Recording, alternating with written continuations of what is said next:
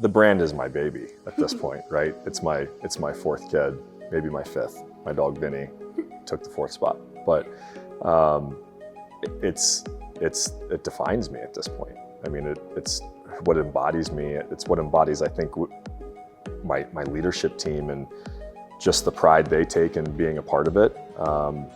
Companies take on the souls of their leaders. They embody the souls of their leaders, and I think that it's just been a real joy to watch it evolve and know that Calculated Hire has become kind of the beacon of just a genuine, hardworking, fun-loving company that's developing its own personality amongst the three brands.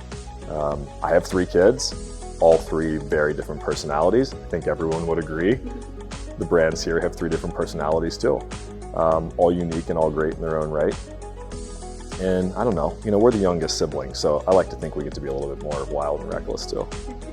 I've always looked at being the youngest brand as an advantage. I think that I'm the oldest sibling, so I can't, in my family, so I can't really speak to the youngest. I think sometimes the youngest might feel like they're getting a little shafted at times, but I also know that, at least in my own family, I watched my sister have advantages that were never afforded to my brother and I. And I look at building Calculated in that very same way.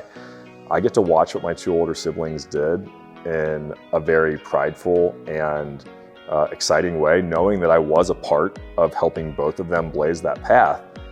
And that now I get to watch what they did and almost see around the corners at their phases of life and attempt not to make the same mistakes or to attempt to lean in to capitalize. We certainly, from a Brooksource perspective, I've watched them scale an organization exceptionally well. The way that they've expanded, the way that they've leaned into hiring, the way that their processes are built. We are the yin to their yang. We co-sell 98% of their clients. We share a client base that I think has been really fun to watch. And we've had clients tell us they love the Brooksource Calculated combo because they've got a one-stop shop.